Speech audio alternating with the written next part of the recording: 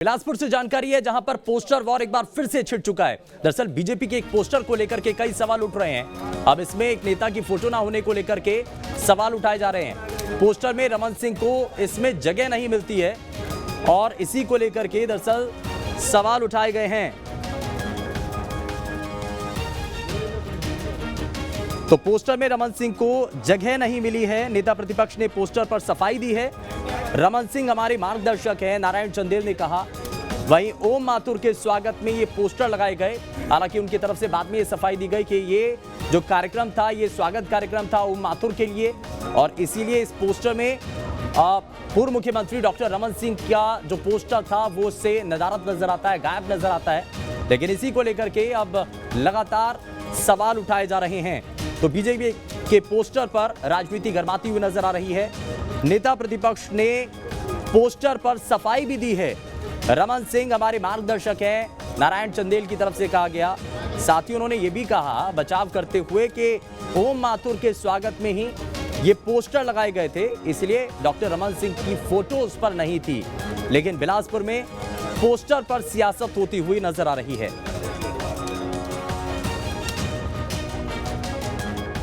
रमन सिंह जी हमारे सम्मानी नेता हैं। रमन सिंह जी का पूरा सम्मान है पार्टी के अंदर। वो हमारे बहुत वरिष्ठ नेता है, मार्गदर्शक हैं। आज के कार्यक्रम में के लिए लगाए गए पोस्टर में तो उनको नहीं दिख रहे। जब हमारे सब बहुत सम्मानी नेता है रमन सिंह जी वो जनता के दिलों में है। अब पोस्टर में कहाँ खोज रहे हैं? जो पोस्टर में वो दिल में नहीं है। नहीं, मैं बोला जनता के दिलों में। पर और खबर बिलासपुर से है जहां बीजेपी जिला कार्य समिति की बैठक होती है और इस बैठक के अंदर नेताओं के द्वारा अपनी बातों को रखा जाता है। आगे आने वाले समय की रणनीति को लेकर के इसमें बात की जाती है और इसमें बीजेपी के जिला स्तर के कई नेता इसमें शामिल होते हैं और ये बताया जाता है कि बैठक में क्योंकि प्रदेश अध्यक्ष भी मौजूद रहे और आगे आने वाले समय की रणनीति को लेकर के इस बैठक में चर्चा की जाती है। बैठक में आगामी विधानसभा चुनाव की तैयारियों और उसकी नीतियों को लेकर के और साथ ही साथ जो भारतीय जनता पार्टी के काम है, केंद्र सरकार की जो योजनाएं हैं उनको जन जन तक पहुंचाने पर चर्चा हुई है। साथ ही मीडिया से बात करते हुए प्रदेश प्रभारी ओम माथुर ने कहा कि 2023 में होने वाले चुनाव में बीजेपी के लिए सरकार बनाना कोई चुनौती नहीं है, कोई बड़ी बात नहीं। ओम माथुर ने आगामी चुनाव में पूर्ण बहुमत से सरकार बनाने का भी दावा किया है।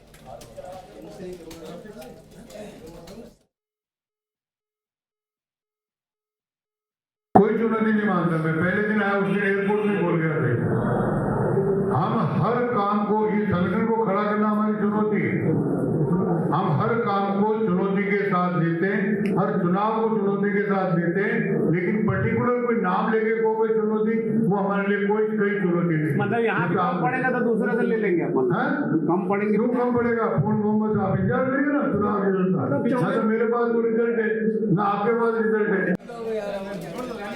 वहीं छत्तीसगढ़ के मुख्यमंत्री भूपेश बघेल एक दिवसीय बालोद दौरे पर रहे और इस दौरान मुख्यमंत्री भूपेश बघेल ने एक कार्यक्रम में पहुंच करके जहां पर उनका सबसे पहले स्वागत किया जाता है और इस दौरान आपको ये बताएं कि कार्यक्रम में जैसे ही मुख्यमंत्री भूपेश बघेल पहुंचते हैं दरअसल यहां पर कबीर सत्संग मेला और युवा औदय समापन कार्यक्रम में उन्होंने हिस्सा लिया है और इस कार्यक्रम का आयोजन संत कबीर सेवा संस्थान द्वारा किया जा रहा है जिसमें सीएम ने शिरकत की है।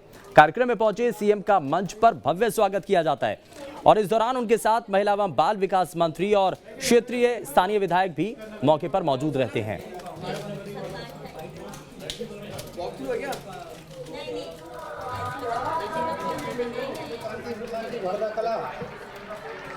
सम्मानित श्री जनकलाल भरदाकला।